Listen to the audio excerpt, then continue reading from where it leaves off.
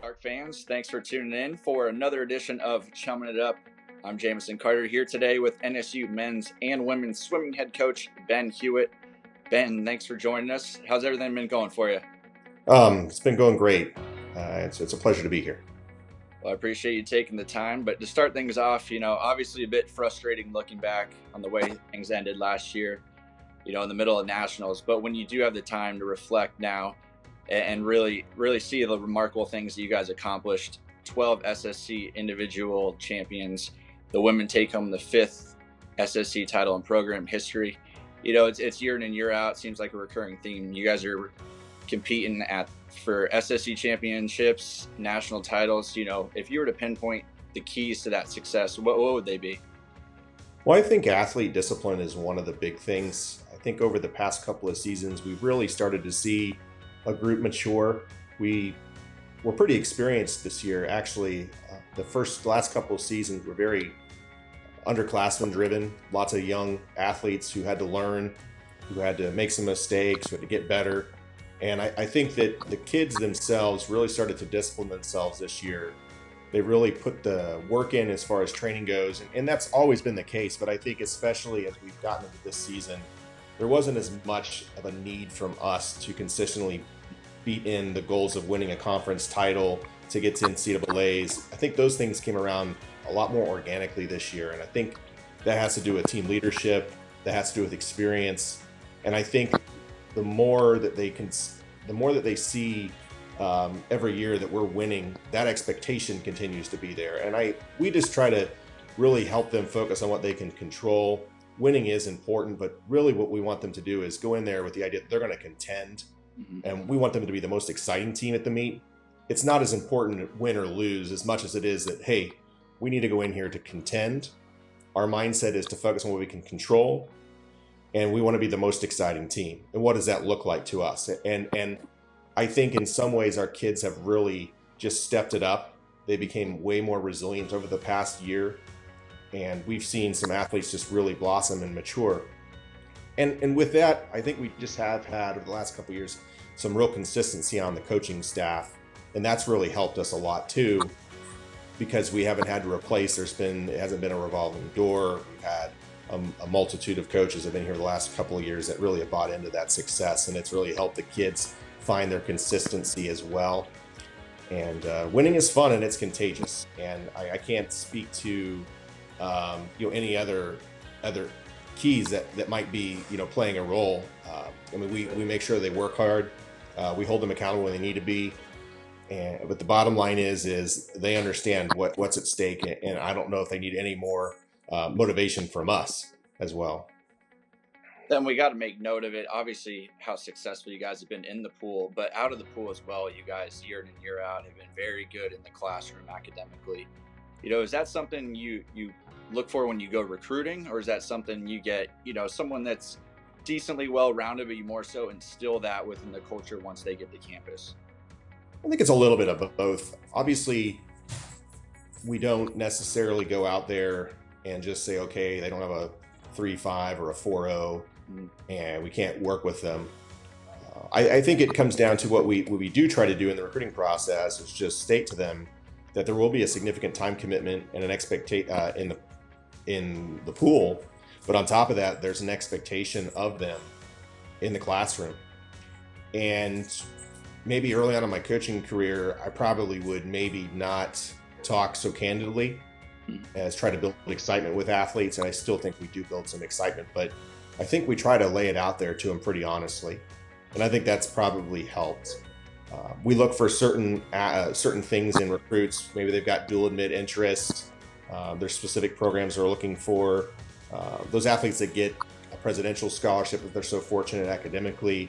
And that's really helped us. But some of the kids that we've actually recruited may not have had the greatest GPAs out of high school, but they're certainly contributing to the GPA of our program here. So I do think recruiting is a key. But I also think and I don't know if they get enough credit. I'm sure that people would agree with me, is that we get a great support system in the academic center here in the athletic department at Nova. They work quite well with our athletes. They have good relationships with them. We meet regularly with my AIM team. And part of that is the academic, and we go one at a time and we talk through each kid, and it's amazing what they're able to provide to us and help these kids stay on track, which is great because with the soccer, it's difficult just to call kids in and nitpick through academic issues and try to support them. And we've also had to make decisions with kids that aren't really holding up their end of the bargain, and they have to be held accountable to that too. But those are few and far between, because I think Deanna and Rachel do such a phenomenal job with the academic side, and it makes our life easy. And they don't necessarily get enough credit from us, but or maybe in general, but we love what they do. We support them, and they've made us and our kids very happy. And I think that it's been a really good system.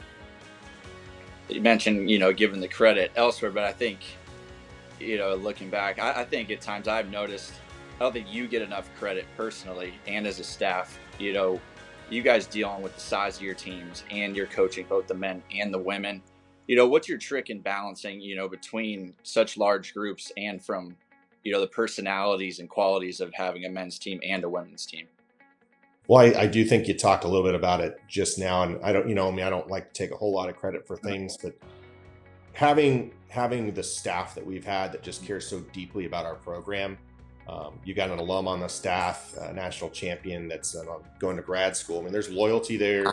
There's passion, and folks like Rita and Danny. Rita brought in a passion for recruiting, a passion for being successful at the national level. Danny is the jack of all trades and would do so much, without having to be asked. He'd step right in and try to get his hands dirty. And so that really helps us out tremendously, and just trying to kind of plug them in the right places. But we care so greatly about what we try to do, and we would spend lots of time just sitting in the office. What do we want to accomplish? How do we get better? When we have to overcome our mistakes, whether it's something we did in practice or how we handled an athlete, or maybe we lost a meet, just trying to gain some perspective and then try to go back to the team and try to keep them moving in the right direction. I think maybe I'm the one that's trying to be the Newt Rockney of the coaching staff, in a sense that I'm probably the one providing the most inspiration and speeches and things like that. But the nitty gritty work that comes from staff, that comes from them working directly with the athletes that they work with, delegating those relationships out. And I think that's really created some cohesiveness, and they've been able to just help elevate these kids and champion these kids. And we've seen some seriously positive results as a result. And I think experience plays a role. Coming from a women's only program in Indiana back to this program, it was a challenge to start taking on the 60 kids and the differing interests that they might have, or how you motivate one gender versus the other. And I think it just comes, you have to be willing to make mistakes. You have to be willing to learn from them. You have to have enough humility to know that you're wrong. But you also have to be, you also have to stick to your convictions, and when pressure and failure maybe push you, you have to be willing to stand for something and stay strong. And I think we've been able to do that here. And I've had some great mentors, and I got to work for the individual that started this program, and Holly. And I think she instilled a great deal of a skill set in me about how to balance those programs out. And she had great mentors as well. And I have a number of coaches that I've always never hesitated to reach out to, and they've been very, very instrumental in helping me sort of gauge where I'm at and what we can do to get better. And we're supported really well here at in our athletic department. Our program's supported really well, and people really want to be here. And I think that's a huge part of it. And I know I speak for my coaches as well as the team. And the kids also are really good at the motivational aspect and making sure that we can balance everything out too. They're good about setting their own goals, but holding themselves accountable as well. And right here, before we wrap things up, heading into the 2021 season, if and when it happens, knock on wood, it would be the 10th anniversary of the first conference championship in program history. We've had 5 on the men's side, 5 on the women. During your stint as an assistant, as a head coach at NSU, looking back, what are some of those memories, or what sticks out most about that success or some of those championships in those groups? Well, I mean, the goal always remains the same, and that's to win. And I think that started back in 2011. And I think Holly and I both knew the program that we had and what we were planning to do. And the men's team was strong, very talented, but young, and had to learn quite a bit throughout the course of the season. And we were a little underseeded going into that meet. We hadn't really shown our cards yet. We just exploded. And from there, we knew what kind of potential we had. And it was just so exciting to see. And some of those relationships I still have, some of the closest relationships I have with alumni are from that group, that team from 2010, 2011. And those kids are all, those athletes, those alumni, they're all doing something special in the world right now. I know two of them that they're running their own practice as physical therapists, which is really exciting to see. They were great swimmers, but they're great people. And they really set the tone. And when we bring them back for alumni weekends, it's just great to see the team interact with them. I think at the alumni meet this past year against Tampa, they did a team cheer together, and that was really exciting to see. And so they really set the tone. And so I think about that 2011 team a lot, and the lessons that we learned then, and you try to apply them even now, and they're still relevant.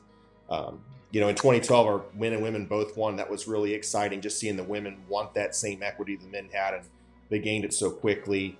And I think one more personal to me is just that first team that we had in 2017 when I took over as the head coach. And it had been a few years since they had won, but I knew they had a chance to win. I knew we were the best team, and I think the kids did too. But it's